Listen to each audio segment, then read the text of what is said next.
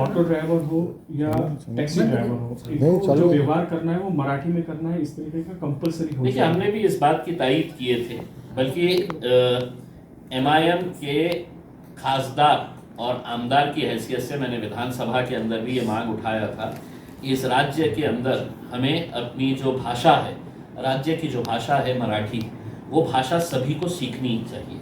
और हमने ये मांग करी थी कि CBSE स्कूल्स में जहाँ पर मराठी कंपलसरी नहीं था, मैंने खुद ने विधानसभा के अंदर ये मांग करी थी कि जितने भी बोर्ड्स हैं, चाहे वो स्टेट बोर्ड हो, ICSE बोर्ड हो, CBSE बोर्ड हो, हर एक के अंदर मराठी आनी चाहिए। अब अगर सरकार ने ये बंधनकारक किया है तो ठीक है, अपनी भाषा के ऊपर गर्व होना चाहिए। लेकिन अगर किसी को नहीं आता है, तो ये गुंडे मवालियों ने मिल के है तो बेचारे कोई रिक्शे वाले को पकड़ के है तो अब आपको नहीं तुझे मराठी बोलना ही पड़ेगा। तो ऐसे इंसिडेंट जो है ये नहीं होने चाहिए, मेरे हिसाब से सीखना चाहिए सभी ने। आप ही की पार्टी की नगर सेविका सरहद शेख, इनके जो है जो कास्ट सर्टिफिकेट है वो फर्जी सबमिट की है, इस तरीके की खबरें सामने आ रही है और उनका नगर सेविका पद जो है रद्द हो सकता है। देखिए, आपको भी मालूम होगा कि हम जब 33 कॉरपोरेटर्स इस शहर के अंदर चुनकर आए तो 15 या 16 के खिलाफ है तो इतने स्ट्रॉन्ग कंप्लेंट्स डाले गए और कुछ लोग जश्न मनाना शुरू कर दिए थे कि अब गए पूरे के पूरे 15 चले गए, 16 चले गए हैं, MIM के आधे तो घर पे जाने वाले हैं करके। कितने गए घर पे बताइए मेरे को? भाई ठीक है, आरोप लगाने के लिए कुछ भी लगा सकते हैं ना। मेरे ऊपर आरोप लगाए थे 2014 के अंदर जब मैं आमदार बना, बोले इसके 2 बीवियां हैं 4 बच्चे हैं करके। मैं 1 बीवी और 2 बच्चे ढूंढ ही रहा हूँ कि कहाँ है करके। 10-12 साल हो गए, मिल ही नहीं रहे हैं मेरे को। तो अब सहर शेख है तो एक डायलॉग की वजह से पूरे हिंदुस्तान में नहीं दुनिया में मशहूर हो चुकी है।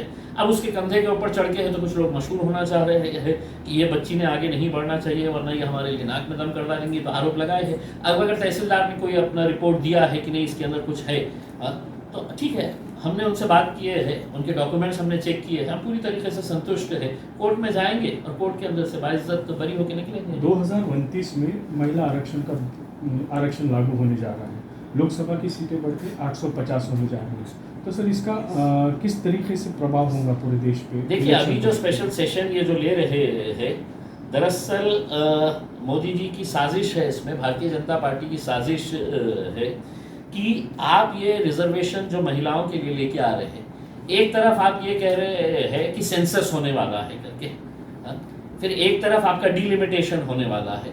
जब तक आप पूरा सेंसस नहीं करते हैं, हमको देश को पता तो लगने दीजिएगा कि महिलाओं की आबादी कितनी है, कौन सी जाति की, कौन से धर्म की कितनी है करके उसमें। लेकिन पश्चिम बंगाल के इलेक्शन हो रहे हैं, आसाम में इलेक्शन हो रहे हैं, दूसरे राज्यों के अंदर इलेक्शन हो रहे हैं, तो मोदी जी को लगा कि चलो भैया अब इलेक्शन आए हैं, बीच में है तो अपन है तो ये बिल को लेकर आ जाए करके। उसमें 2029 है ना, रुक सकते हैं ना, आने वाले सेशन के अंदर ले सकते हैं ना, लेकिन नहीं लेंगे।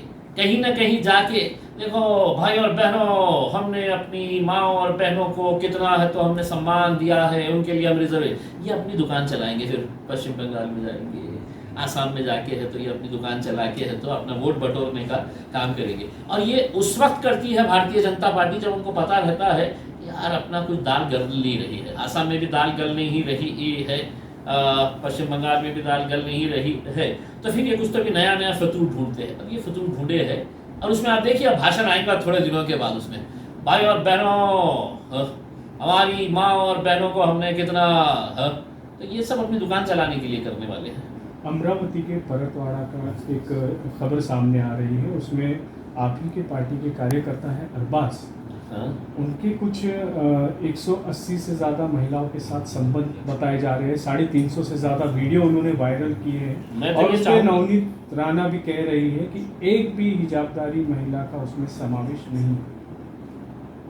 अच्छा, मैं तो ये चाहूँगा कि देखिए एक तो ये जो फालतू लोग आ गए हैं ना राजनीति के अंदर, ये लोग जब से बड़बड़ करना शुरू कर डाले हैं, ऐसा लगने लगा है कि पुलिस की ज़रूरत ही नहीं है करके।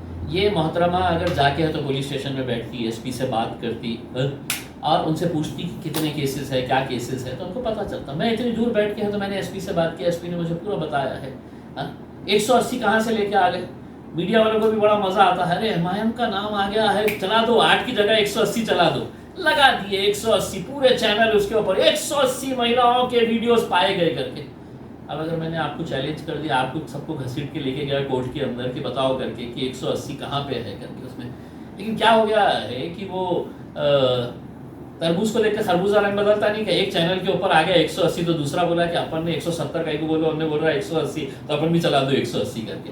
एसपी ने खुद ने बोला है कि 8 बच्चियों के साथ उसकी फ्रेंडशिप थी, जिसमें से 6 बच्चियों के साथ उसकी फ्रेंडशिप थी, दोस्ताना था बच्चियों के साथ, यंग लड़का है इसमें, और 2 लड़कियां ऐसी थी जिसमें से 8 में से 6 बच्चियों के साथ उसकी फ्रेंडशिप थी और 2 के साथ उसके रिलेशनशिप थे, जिसके कुछ वीडियोस उन्हें मिले हैं करके। अगर गुनाह किया है तो कानून अपना काम करेगा, कानून ने अपना काम करना चाहिए। लेकिन ये जैसा ही मुद्दा निकल के आ गया, अरे लव जिहाद हो गया है देखो, हाँ, अब पूरे के पूरे जितने भी ये फालतू इनके कीड़े हैं ना, ये पूरे जाग जाएंगे। कल है तो गाना भर भर के वहां पे चले जाएंगे, लव जिहाद हो गया है करके। फिर ये चिंगे मिंगे जितने भी हैं इनके, ये पूरे मार्केट में निकल जाएंगे उसके अंदर। मेरा एक सवाल है ये मैडम मोहतरमा से, नासिक क्यों नहीं आए? अपने रिश्तेदार थे ना वहाँ पे, वो एस्ट्रोलॉजी दिखाते थे, अपने नातेवाईक थे ना, क्या वो बूढ़े साहब जो है वहाँ पे वो भी खूब बड़बड़ करते हैं। फिर वो छुटका सा एक है वो भी खूब बोलता है। नासिक में क्यों नहीं है? करने वाला आपका नातेवाईक, जो पीड़ित महिलाएं थी वो है तो आप ही के समाज की थी, उस वक्त अपनी ज़बान क्यों नहीं चलती है? उसकी उस वक्त आपकी ज़बान के ऊपर ताले क्यों पड़ जाते हैं? उस वक्त भी बोलना चाहिए ना, मुंह खोलना चाहिए ना, ये हिम्मत लेके आओ। आज मैं, हमारी जैसी हिम्मत है, हमसे कुछ सीखो। कि अगर हम उस अरबाज की निंदा कर रहे हैं कि अगर उसने ऐसा कोई काम किया है तो पुलिस ने उसके ऊपर कार्रवाई करनी चाहिए। तो हम उसी ज़बान से, उसी लहजे से, हम खरात की भी है तो निंदा कर रहे हैं, हम ऐसे और भी आपके बहुत सारे भोंदू बाबाएं हैं तो मार्केट में चल रहे हैं जो यही धंधे कर रहे हैं, उनकी भी हम निंदा कर रहे हैं। लेकिन आपको मिल गया मुसलमान MIM, तो चलो अपनी दुकान तो चल गई है, अब खेलने का है इसके साथ। 180 अब आप निकाल के लेके आइए।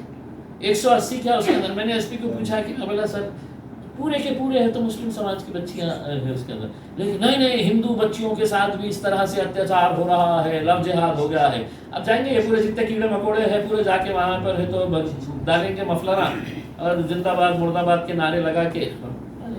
65 साल के अंतर के बाद जो है बिहार में भाजपा का मुख्यमंत्री बना है, और इसके बारे में आप क्या कहेंगे? सम्राट चौधरी गुंडा है। मतलब देखो, भारतीय जनता पार्टी अब वो पार्टी नहीं रही जो अटल बिहारी वाजपेयी साहब के दौर में हुआ करती थी, जहां वो इंसानों को परखते थे। उसमें बहुत अच्छे लोग उनके साथ जुड़े हुए थे, पर दुर्भाग्यवश वो आज या तो राजनीति से बहुत दूर हो गए हैं या इस दुनिया से रुखसत हो गए हैं। लेकिन जब भारतीय जनता पार्टी के नेता ही अगर गुंडागर्दी करने वाले हैं तो वो ढूंढेंगे किसको? किसी शरीफ आदमी को तो ढूंढेंगे नहीं, अपनी ही बिरादरी में से किसी को लेकर आएंगे। तो बिहार के मुख्यमंत्री को भी ऐसे ही चुना गया है कि आओ भैया। भाई उसके ऊपर सुना है 7 कुछ केसेस है मर्डर के केसेस है उसमें, संगीन और केसेस है उसके ऊपर, जो विधानसभा के अंदर बैठ के ऐसा हाथ रख के तो खैनी खा रहे थे उसमें। ये अगर आप बिहार को देना चाहते हैं तो ठीक है, बिहार की जनता इसके ऊपर फैसला करेगी, हम कुछ नहीं कर सकते। जम्मू कश्मीर के मुख्यमंत्री उमर अब्दुल्ला ने एक स्थानीय व्यक्ति का जहाँ पे कत्ल हुआ है जम्मू कश्मीर में, तो उसको लेकर दक्षिणपंथी गौरक्षकों पर हमला बोला है। उन्होंने कहा है कि इस तरीके का जंगल राज अब जम्मू कश्मीर में नहीं चलेगा। उसके बारे में क्या? नहीं चलेगा बोले तो धोखे निकालो फिर अच्छे तरीके से। नहीं चलेगा क्या मतलब है उसका? अगर आपकी हुकूमत है तो आप वहाँ पे उनको कायदे और कानून का डंडा दिखाइएगा उसमें।